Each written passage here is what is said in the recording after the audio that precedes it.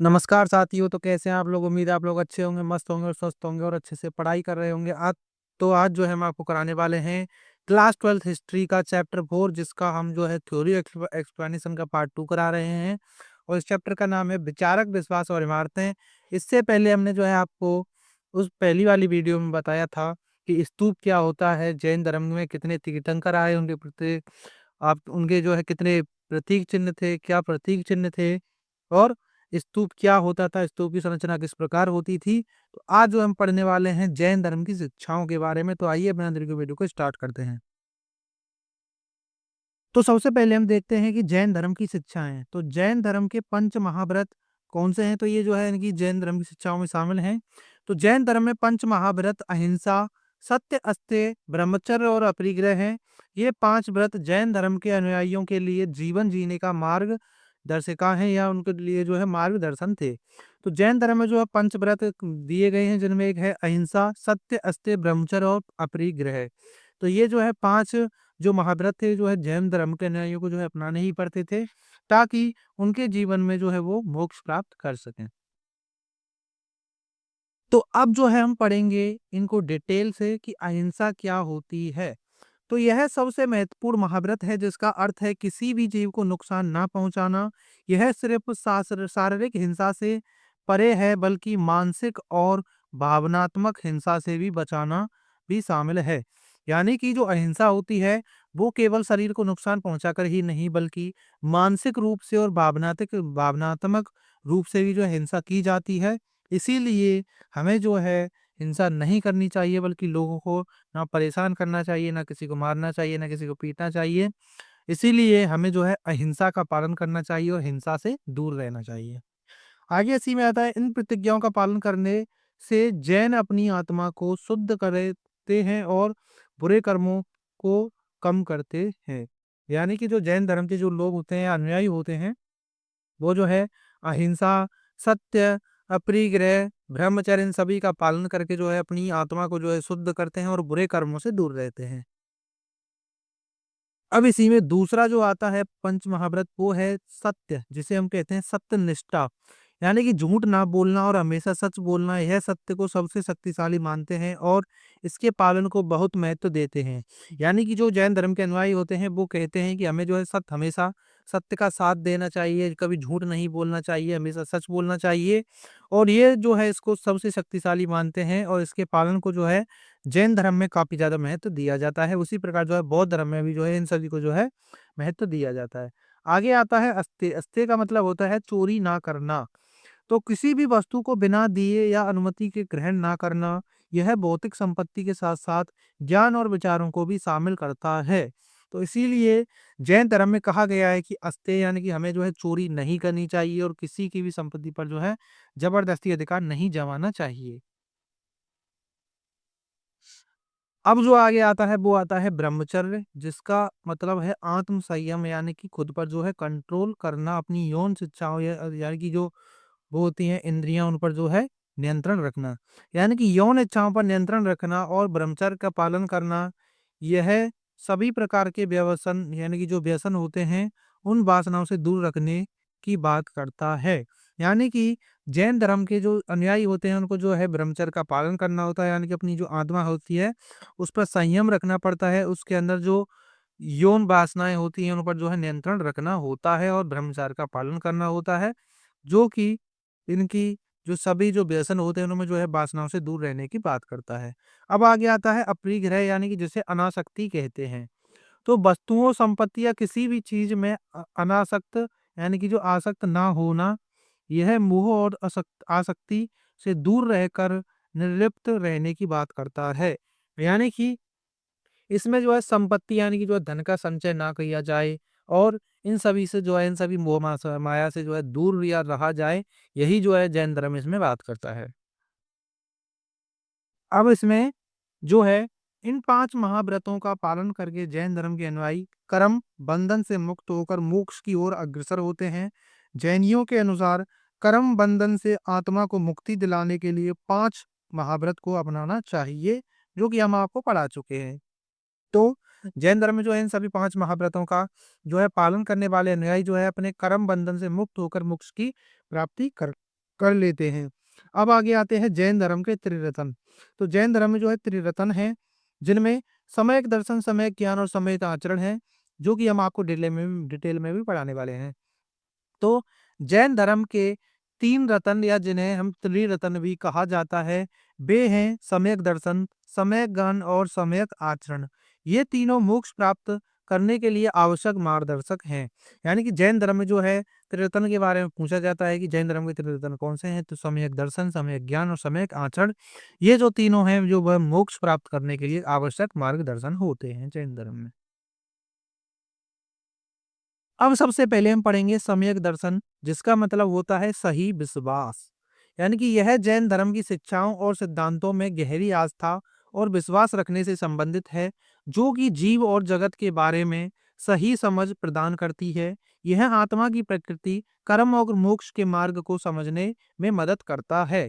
यानी कि जो सम्यक दर्शन होता है, ये कहता है कि हमें जो है सही विश्वास पर जो है विश्वास करना चाहिए। यानी कि जैन धर्म की शिक्षाओं में जो है इस सिद्धांत को जो है गहरी आस्था और विश्वास स यानी कि रखने में जो है संबंधित रखा जाता है, जो कि जीव और जगत के बारे में सही समझ प्रदान करता है, और ये जो है आत्मा की प्रकृति, कर्म और मोक्ष के मार्ग को समझने में मदद करता है, सम्यक दर्शन। अब आता है सम्यक ज्ञान, जिसका मतलब है सही ज्ञान। यानी कि यह जैन धर्म के सिद्धांतों और शिक्षाओं का सही ज्ञान और समझ से संबंधित है, जिसमें दुनिया की प्रकृति, आत्मा और मोक्ष के मार्ग को शामिल किया गया है। यह ज्ञान को प्राप्त करने की प्रक्रिया है, जिसमें अज्ञान, मिथ्या और ज्ञान और सम्यक ज्ञान को समझने की क्षमता शामिल होती है। यानी कि जो सम्यक ज्ञान का जो सिद्धांत है, ये जो है शिक्षाओं का ज्ञान है, और इसमें यही इसी से जो है ये संबंधित है, जिसमें दुनिया की प्रकृति के बारे में, आत्मा और मोक्ष के मार्ग को भी शामिल किया गया है। इसमें जो है अज्ञान, यानी कि जो बिना ज्ञान के होता है, मिथ्या ज्ञान, यानी कि जो झूठ का ज्ञान होता है, और सम्यक ज्ञान को समझने की जो है इसमें क्षमता शामिल होती है। इसीलिए सम्यक ज्ञान को जो है सही ज्ञान कहा गया है, और ये जो है जैन धर्म के सिद्धांतों में से एक प्रमुख है। अब आता है सम्यक आचरण, यानी कि सही आचरण। तो यह जैन नैतिक नियमों के अनुसार जीवन जीने, अहिंसा का पालन करने, सत्य बोलने, चोरी ना करने, अपने ग्रह का पालन करने और ब्रह्मचार्य का पालन करने से संबंधित है। यह जैन धर्म के सिद्धांतों को व्यवहार में लाने और एक नैतिक जीवन जीने की प्रक्रिया है। यानी कि जो सम्यक आचरण होता है, ये जो है जैन धर्म की जो नीतियों नियमों के अनुसार जीवन जीने का, अहिंसा का पालन करने का, सत्य बोलने का, चोरी ना करने का, अपनी ग्रह का पालन करने का और ब्रह्मचार्य का पालन करने के लिए संबंधित है, और ये जो है जैन धर्म के सिद्धांतों को व्यवहार में लाने और नैतिक जीवन जीने की प्रक्रिया को दर्शाता है। अब जो हम पढ़ने वाले हैं वो है जैन धर्म में ज्ञान के प्रकार, यानी कि जैन धर्म में जो है कितने ज्ञान के प्रकार हैं। तो जैन धर्म में ज्ञान के 5 प्रकार होते हैं, जिनमें मति ज्ञान, श्रुत ज्ञान और अवधि ज्ञान, मनय ज्ञान और कैवल्य ज्ञान आदि। तो ये सभी जो है इसमें जैन धर्म में जो है 5 प्रकार जो है ज्ञान के शामिल हैं। तो सबसे पहले हम देखते हैं मतिमान क्या होता है। तो यह ज्ञान इंद्रियों और मन के माध्यम से प्राप्त होता है, जैसे कि देखना, सुनना, छूना, सूंघना और स्वाद लेना। तो मति ज्ञान में जो है इंद्रियों से संबंधित ज्ञान जो है इसमें शामिल होता है, जिसमें आपका देखना, आँखों से देखना, कानों से सुनना, हाथों से छूना और नाक से महसूस करना या सूंघना और स्वाद जीभ से स्वाद लेना। तो ये सभी जो है मति ज्ञान में शामिल होते हैं। अब जो अगला ज्ञान है वो है श्रुत ज्ञान। इसमें जो है यह ज्ञान शास्त्रों और गुरुओं से प्राप्त होता है, जैसे कि पढ़ाई, सुनना और सीखना। यानी कि जो श्रुत ज्ञान होता है, ये जो है शास्त्रों और गुरुओं से प्राप्त होता है हमें, जैसे कि चाहे हम स्कूल में जाकर प्राप्त करें, अपने गुरुओं से प्राप्त करें, पढ़ाई करके करें, और इसमें जो है सुनना और सीखना जो है इसमें शामिल होते हैं। अब आता है अवधि ज्ञान। तो अवधि ज्ञान को क्या होता है, यह ज्ञान दूरदर्शिता, टेलीपैथी या सुपरनैचुरल तरीके से प्राप्त होता है, जैसे कि दूर की चीजों को देखना या भविष्य को जानना। यानी कि जिसे हम जो है आज के पापड़ जो है आज के टाइम पर जो है उसे हम कहते हैं सुपरनैचुरल पावर। यानी कि जैसे कि भविष्यवाणी देखना, जैसे आप जानते हैं कि होते हैं जो कुछ भविष्यवाणी करते हैं, जिन्हें हम एस्ट्रोलॉजर कहते हैं।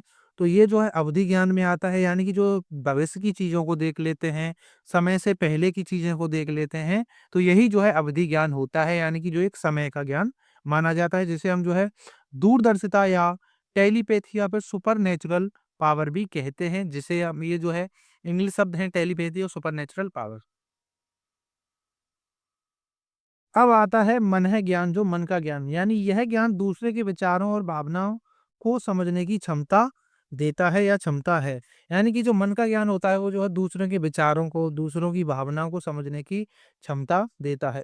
आगे आता है केवल ज्ञान या जो है कैबल्य ज्ञान। तो ये जो है इस तरह से होता है कैबल्य ज्ञान। तो इसमें जो आपको कन्फ्यूज़ नहीं होना है।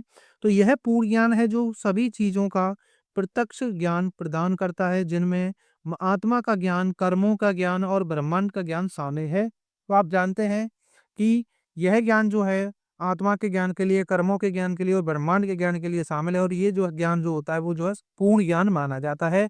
जैसे कि जो जैन धर्म के 24वें तीर्थंकर हैं महावीर स्वामी, उनको भी जो है कैवल्य प्राप्त हुआ, यानी कैवल्य ज्ञान प्राप्त हुआ, जिसके बाद उनको जो है जिन कहा जाता था, जो कि हम आगे पढ़ेंगे और उसमें जो है आपको अच्छे से समझ में आ जाएगा।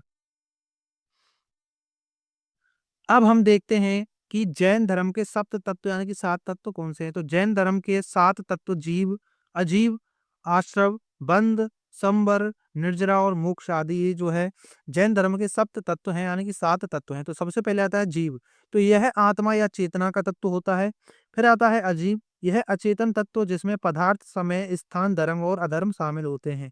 यानी कि जो जीव होता है उसमें जो है आत्मा या चेतना के तत्व होते हैं, और जो अजीब होता है इसमें जो है अचेतन तत्व होते हैं, जिसमें आपके पदार्थ, समय, स्थान, धर्म और अधर्म जो है इसमें शामिल होते हैं। अब आता है आश्रव, तो यह कर्मों का आत्मा में प्रवेश, और फिर आता है बंध, यह कर्मों का आत्मा से बंधना, और आता है फिर संवर, यह नए कर्मों के प्रवेश को रोकना, और निर्जरा, यह पहले से बंधे हुए कर्मों का नष्ट होना। तो ये जो है सभी इसके सप्त जो आश्रम है इनमें जो है शामिल है, तत्वों में शामिल है। अब आता है मोक्ष, तो यह आत्मा की मुक्ति है जबकि सभी कर्मों का नाश होता है। यानी कि जो मोक्ष होता है ये जो है आत्मा की मुक्ति के लिए होता है, और इसमें जो है सभी कर्मों का जो है नाश होता है। अब हम देखने वाले हैं जैन धर्म की शाखाएं, यानी कि जैन धर्म जो है कितने भागों में बटा। तो जैन धर्म की 2 शाखाएं हैं, जिनमें श्वेतांबर और दिगंबर शामिल हैं। यानी कि जब जैन धर्म का जो बंटवारा हुआ या उसकी जो है शाखाएं बनी, जैसे श्वेतांबर और दिगंबर, उसी प्रकार जो है बौद्ध धर्म भी जो है बट गया था आपका हीनयान, महायान। और अब जब आप यूपीएससी की तैयारी करते हैं तो उसमें जो आपको वज्रयान पढ़ने के लिए भी मिलता है, जो कि आपको 12th क्लास में नहीं पढ़ना होता है, इसलिए आपको इसमें जो है कंफ्यूज नहीं होना है। 12th क्लास में सिर्फ आपको जैन धर्म में श्वेतांबर और दिगंबर, और बौद्ध धर्म में जो आपको पढ़ना होता है हीनयान और महायान। अब इसमें सबसे पहले हम देखेंगे श्वेतांबर। तो श्वेतांबर कौन होते थे? तो श्वेतांबर शब्द का अर्थ है सफेद कपड़े पहनने वाले। श्वेतांबर जैन साधु सफेद कपड़े पहनते हैं और स्त्री को मोक्ष प्राप्त करने का अधिकार मानते हैं। यानी कि जो श्वेतांबर होते थे वो जो है सफेद वस्त्र धारण करते थे, यानी कि सफेद वस्त्र पहनते थे, और ये जो है मोक्ष प्राप्त के लिए जो स्त्री को जो है मोक्ष प्राप्त का जो प्राप्त होता है उसको अधिकार मानते थे स्त्री का। आगे आता है दिगंबर। तो दिगंबर क्या होते थे कि दिगंबर शब्द का अर्थ है दिशा में वस्त्र वाले, यानी कि जो नग्न रहते थे, जिसका अर्थ है कि वे नग्न रहते हैं। दिगंबर जैन साधु नग्न रहते थे और स्त्री को मोक्ष प्राप्त करने का अधिकार नहीं मानते थे। यानी कि जो श्वेतांबर होते थे वो जो है स्त्री को जो है मोक्ष प्राप्त करने का अधिकार मानते थे, लेकिन जो दिगंबर होते थे वो जो है स्त्री को जो है मोक्ष प्राप्त करने का अधिकार नहीं देते थे या नहीं मानते थे। तो उम्मीद है कि आपको ये अच्छे से समझ में आया होगा। अगर आपसे ये जो है 2 क्वेश्चन 2 नंबर में पूछा जाता है कि श्वेतांबर और दिगंबर में क्या होता है, तो आपको बस सीधा-सीधा लिखना है कि जो श्वेतांबर होते थे वो जो है सफ़ेद वस्त्र धारण करते थे, और जो दिगंबर होते थे वो जो है नग्न रहते थे। अब हम इसमें देखते हैं कि जो इसमें जो श्वेतांबर और दिगंबर थे इसमें अन्य अंतर क्या थे? तो श्वेतांबर और दिगंबर के बीच कुछ अन्य मतभेद भी हैं, जैसे कि तीर्थंकरों की मूर्तियों के बारे में, वस्त्र पहनने के बारे में और कुछ ग्रंथों के बारे में जो है इसके अलग-अलग हैं। तो वो भी जो है हम आपको अच्छे से पढ़ाएँगे। तो सबसे पहले हम पढ़ते हैं कि जैन धर्म का विस्तार कैसे हुआ? तो भगवान महावीर का प्रभाव, तो महावीर ने सरल भाषा में शिक्षा दी और अहिंसा पर जोर दिया, जिससे यह धर्म के लोगों के लिए आकर्षक बन गया, विशेष रूप से जाति व्यवस्था से दुखी लोगों के लिए। यानी कि जो बाद में जो भगवान महावीर आए, तो उन्होंने जो है जैन धर्म की शिक्षा को जो है सरल भाषा में जो है शिक्षा दिया, और उन्होंने जो है अहिंसा पर जोर दिया, यानी कि जो लोग हिंसा करते थे उनको जो है उन्होंने दूर किया, और जो जाति व्यवस्था थी उसको भी जो है उन्होंने विरोध किया, जिसके कारण ये जो है इसमें जो है ये लोगों के लिए काफ़ी ज़्यादा सही रहा और इस प्रकार जो है जैन धर्म का विस्तार हुआ। अब आगे इसमें आता है कि जैन मुनियों के प्रयास। तो जो जैन धर्म के जो मुनि हुआ करते थे या जो उसके साधु हुआ करते थे, उनके जो कुछ प्रयास थे, जैसे कि महावीर के बाद जैन मुनियों ने धर्म के प्रचार में महत्वपूर्ण भूमिका निभाई, जिससे जैन धर्म जो है पूरे भारत में फैला। यानी कि जो जैन साधु हुआ करते थे या मुनि हुआ करते थे, उन्होंने जो है जैन धर्म को जो है पूरे भारत में फैलाया। आगे आता है राजाओं का संरक्षण। तो कुछ राजाओं ने जैन धर्म को संरक्षण दिया, जिससे धर्म और अधिक बढ़ावा, यानी कि जो है धर्म को और अधिक बढ़ावा मिला। उदाहरण के लिए वो राजा थे चंद्रगुप्त मौर्य ने अपने अंतिम वर्षों में जैन भिक्षु के रूप में जीवन व्यतीत किया और कर्नाटक में धर्म को बढ़ावा दिया। और वहीं पर जो है, यानी कि जो श्रवण बेलगोला पड़ता है, उसमें जो है चंद्रगुप्त मौर्य की मृत्यु हुई थी, जो कि हम आपको पढ़ा चुके हैं। अगर आपने वो वीडियो नहीं देखी है, तो आप जो प्ले लिस्ट में ज़्यादा देख सकते हैं, जिससे आपको हिस्ट्री जो है अच्छे से समझ में आ जाएगी। इसलिए आपको ये जो है शुरू से ही पढ़ना होता है, चैप्टर 1 से लेकर आप जो है लास्ट तक पढ़ते हैं, तो आपकी हिस्ट्री जो है 12th क्लास की 60 दिनों में इतनी अच्छी हो जाएगी कि आपने कभी पढ़ी नहीं होगी। तो उम्मीद है अगर आप जो है इसको हमारे चैनल से पढ़ते हैं, तो आपको जो है कोई भी दिक्कत नहीं आने वाली है। अब इसमें चौथा पॉइंट आता है सांस्कृतिक और सामाजिक प्रभाव। यानी कि जैन धर्म ने भारतीय संस्कृति और समाज को प्रभावित किया, जैसे कि अहिंसा और शांति पर जोर देना। और आगे आता है स्थानीय भाषाओं का उपयोग। यानी कि प्राकृत भाषा में जैन धर्म के सिद्धांतों को प्रचारित किया गया, जो स्थानीय लोगों को धर्म को समझने में मदद करता था। यानी कि जो जैन धर्म था, उसमें जो है जब सांस्कृतिक और सामाजिक प्रभाव पड़ा, तो जैन धर्म ने जो है भारतीय संस्कृति और समाज को प्रभावित किया, जैसे कि अहिंसा और शांति पर जोर देना। फिर आता है स्थानीय भाषाओं। तो जैन धर्म जो है प्राकृतिक भाषा में जो है जैन धर्म के सिद्धांतों को प्रचारित किया गया, जो कि स्थानीय लोगों को समझने में जो है मदद करता था। अब इसमें हम देखते हैं कि आर्थिक और सामाजिक परिवर्तन।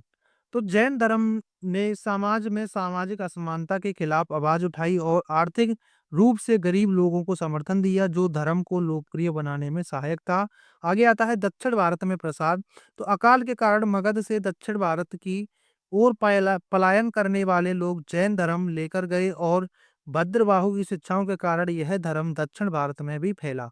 यानी कि जो जैन धर्म था, उसमें जो है आर्थिक और सामाजिक परिवर्तन भी हुए, जैसे कि जैन धर्म ने जो है समाज में सामाजिक असमानता के खिलाफ जो है आवाज उठाई, यानी कि जो वर्ण व्यवस्था थी, जाति व्यवस्था थी, उसके खिलाफ जो आवाज उठाई और जो आर्थिक रूप से जो गरीब लोग होते थे, उनका समर्थन किया, जिससे जैन धर्म जो है लोकप्रिय बना। फिर जो है दक्षिण भारत में इसका जो है प्रवास, यानी कि जो है इसका प्रसार हुआ। यानी कि जब अकाल पड़ा मगध में, तो दक्षिण भारत की ओर जो है कुछ लोग पलायन कर गए, और जिनमें जैन धर्म को लेकर जो है गए, और जो इनमें जैन धर्म के जो एक साधु थे, जिनका नाम था भद्रबाहु, उनकी शिक्षाओं के कारण ये जो धर्म जो है दक्षिण भारत में फैला, और जो चंद्रगुप्त मौर्य थे, वो भी जो है भद्रबाहु की जो है, यानी कि जो है अपना गुरु मानने लगे थे, जो कि बाद में बेलगोला में उनकी मृत्यु हो जाती है। अब इसमें आगे आता है कलिंग में प्रसार। यानी कि तो चौथी शताब्दी ईसा पूर्व में जैन धर्म उड़ीसा के कलिंग में भी फैला और राजा खारवेल ने इसका समर्थन किया। यानी कि जब चौथी शताब्दी ईसा पूर्व आया, तो उसमें जो है जैन धर्म के जो उड़ीसा में जो है कलिंग में भी जो है ये जैन धर्म फैला, और उसके जो राजा थे खारवेल, उन्होंने भी जो इसका समर्थन किया था। अब हम देखेंगे जैन धर्म से प्रभावित संरक्षक, यानी कि जो राजा थे वो कौन-कौन थे। तो जैन धर्म को विभिन्न शासकों द्वारा संरक्षण दिया गया, जिनमें सबसे पहले आते हैं हर्यक वंश के लोग, जिनमें राजा बिंबिसार और अजातशत्रु जैन धर्म के शुरुआती संरक्षकों में से एक थे, और जैन धर्म के प्रसार में उनकी महत्वपूर्ण भूमिका थी। यानी कि जैन धर्म को जो है संरक्षण प्रदान किया, जिनमें राजा बिंबिसार और अजातशत्रु जो है शामिल थे, जो कि हर्यक वंश के राजा थे। अब आता है मौर्य वंश। यानी कि चंद्रगुप्त मौर्य, जिन्होंने जैन धर्म अपनाया और अपने गुरु भद्रबाहु के मार्गदर्शन में जो है जो थे, और इन्होंने भी जो है जैन धर्म को जो है संरक्षण प्रदान किया। लेकिन बाद में जो इनका होता था, जिसे हम अशोक के नाम से जानते हैं, उन्होंने जो है बाद में बौद्ध धर्म को अपना लिया था। आगे आता है दक्षिण भारतीय राजवंश, जिनमें राष्ट्रकूट, चालुक्य, गंग, कदम्ब वंश और अमोघ वर्ष ने भी जैन धर्म को संरक्षण दिया था, जिससे दक्षिण भारत में भी धर्म का प्रचार प्रसार हुआ था। अब आगे आता है अन्य शासक। तो कुछ अन्य शासकों ने भी जैन धर्म को संरक्षण दिया, जिनमें राजा कुमारपाल और कुछ सुल्तानों के हरम में रहने वाली हिंदू युवतियां भी शामिल थीं, जिन्होंने शासकों को जैन धर्म के प्रति सम्मान व्यक्त करने के लिए प्रेरित किया था। अब इसी में आगे आता है कि इन शासकों के संरक्षण ने जैन धर्म के प्रसार और विकास में महत्वपूर्ण भूमिका निभाई, जिससे यह भारत के विभिन्न क्षेत्रों में फैल गया था। तो ये जो है कुछ इसकी इम्पोर्टेंट बातें हैं। और अब जो है हम पढ़ने वाले हैं महावीर स्वामी के बारे में। तो अब हम पढ़ने वाले हैं महावीर स्वामी के बारे में। हम जो है जैन धर्म की शिक्षाएं पढ़ चुके हैं, अब हम पढ़ेंगे महावीर स्वामी के बारे में, जिनके बारे में आपसे 5 नंबर या 10 नंबर में जो है क्वेश्चन पूछा जाता है। तो सबसे पहले हम इसमें देखते हैं कि महावीर स्वामी, यानी कि महावीर स्वामी का जन्म लगभग 599 ईसा पूर्व में वैशाली गणराज्य के क्षत्रिय कुल में हुआ था। उनके पिता राजा सिद्धार्थ और माता रानी त्रिशला थी। महावीर स्वामी जैन धर्म के 24वें तीर्थंकर और अंतिम तीर्थंकर थे। बचपन में उनका नाम वर्धमान था। वह एक राजसी परिवार में पैदा हुए थे और उनका जीवन सुख और वैभव से भरा हुआ था।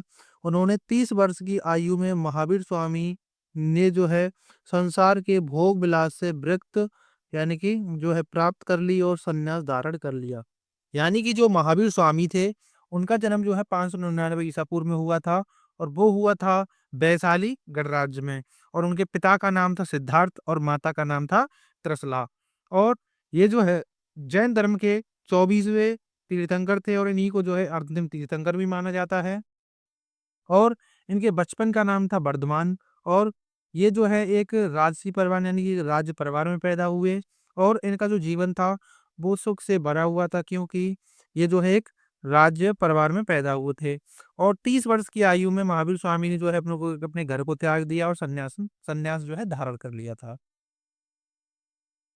आगे आता है, उन्होंने गृहस्थ जीवन को त्याग दिया और ज्ञान की खोज में निकल पड़े। 12 वर्ष की तपस्या के बाद उन्हें ज्ञान प्राप्त हुआ और वे कैवल्य ज्ञान के साथ अपने अस्तित्व को पूर्ण समझ गए। महावीर स्वामी को 42 वर्ष की आयु में ऋजुपालिका नदी के तट पर जम्बिक ग्राम में एक साल वृक्ष के नीचे ज्ञान की प्राप्ति हुई। महावीर स्वामी की पत्नी का नाम यशोदा था एवं उनकी पुत्री का नाम अनुज्जा प्रियदर्शनी था, और महावीर स्वामी के दामाद का नाम जो है जमाली था। तो महावीर स्वामी ने जो है 30 वर्ष की अवस्था में अपने घर को त्याग दिया और ज्ञान की खोज में निकल पड़े। और उन्हें जो है 12 वर्ष की तपस्या के बाद जो है ज्ञान की प्राप्ति हुई।